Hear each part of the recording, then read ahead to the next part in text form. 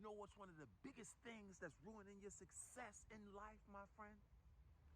One of the biggest things that you don't even realize that's tearing down your success, my friend, in every aspect of your life. And you may not even realize this, my friend. That's what makes it even worse. One of the greatest mistakes that people make in life, that people take for granted, is being unequally yoked with the people that they're around. See, usually you hear this in relationships and marriages, like you need a partner that's equally yoked.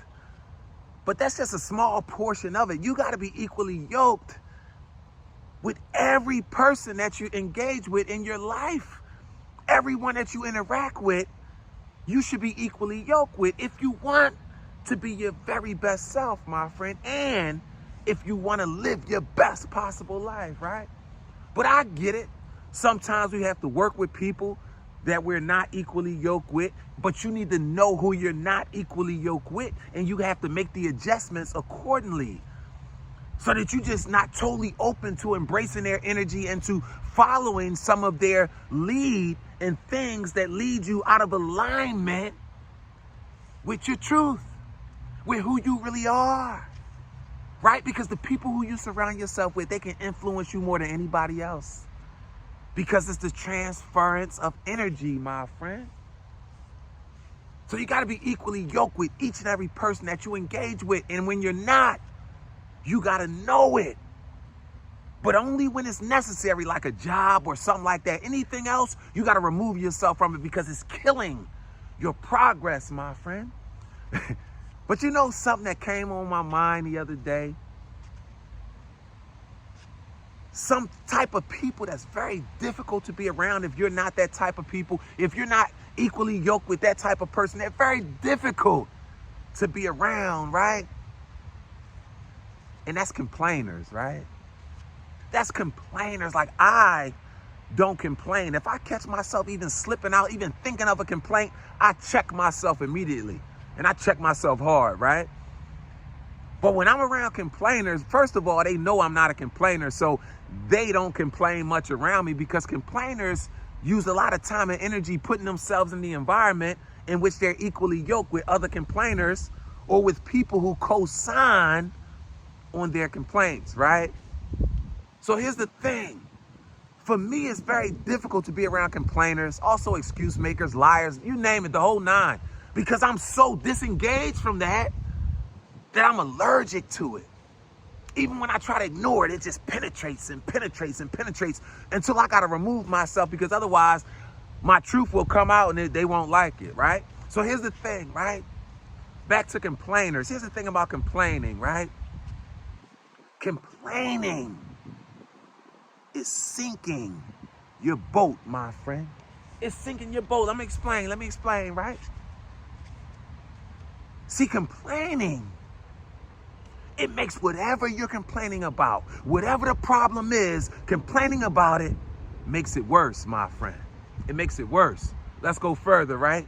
Each and every time you complain, right? If your life were a boat, each and every time you complain, you will poke another hole in your boat, my friend, bringing you closer and closer to sinking, my friend. It's deep.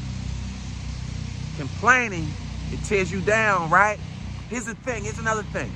Rather than wasting that precious time and that precious energy complaining, like I said earlier, like complaining is very strategic. You usually only complain around people that co-sign on your complaints. You complain in such a way that you try to attract other people to agree with your complaints. You try to gain momentum. You try to get everybody on your side to agree with your complaint. It takes a lot of time and energy to complain, and it's wasted time and energy. So rather than complaining, my friend, use that same time and energy to be the change you want to see in the world, my friend. Isn't that our job? To demonstrate what we expect by our own behavior, by our own character, conduct, and commitment to excellence, my friend. That's a better use with your time and energy rather than complaining, because complaining is sinking your boat, my friend. Not to mention, when you complain, this is crazy about the universe, right? When you complain, you attract the very same things that you're complaining about right back into your life, my friend.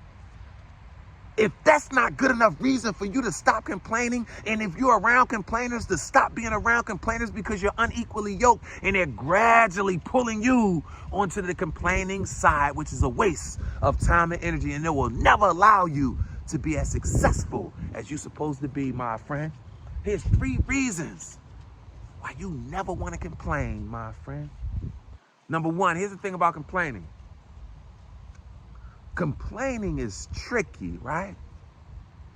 Because complaining, it forces you to focus solely on the problem. And focusing solely on the problem is a problem. You know why? Because it's taking your focus away from what's most important. Finding a solution, my friend. I mean, I'm not tripping here. If I'm tripping, let me know. But isn't that what it's all about? Solving the problems that we are faced with. Listen, God said that no weapon formed against you shall prosper, but he never said that no weapon will be formed against you, my friend. It's not the absence of problems that we're looking for. No, it's the ability to become a better problem solver. It's having the ability to solve whatever comes your way. Remember, 0% of your life comes down to the cards that you were dealt. But 100% of your life, it comes down to how well you play your hand, my friend. Stop complaining. Right there, I tell you that complaining is sinking your boat, my friend. Number 2, complaining is not in your best interest, my friend. Because complaining leads to an entitlement mindset. You know that mindset, a poverty mindset. You know that mindset, the mind that tells you that you deserve to get something for doing nothing, my friend. That's what complaining leads to. And also complaining is sinking your boat, my friend. Complaining is taking you further and further away from where you want to be, my friend. And number 3, you got to develop a greatness mindset. A mind bold enough to believe, right? That rather than complaining, take that problem, look the problem head on. Pass the problem over to God, and then you follow his lead. But you still got to believe, even with that problem, even with life seeming like it's topsy-turvy, turning upside down, you still got to believe that life is always happening for you, not to you. Regardless of what it may look like or feel like, my friend, life is always happening for you, not to you. Regardless of what it may look like or feel like, my friend. I don't care what happens in your life. I don't care how bad it is.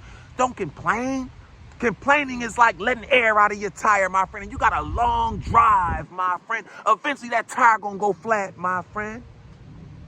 Complaining will never give you the life you desire to have. Complaining shows that you really not about that accountability life, my friend. Complaining only attracts more complainers. The cosign on your complaining. Complaining pokes holes in your boat, my friend, which brings you closer and closer to sinking, my friend. Never forget, you were born to be great.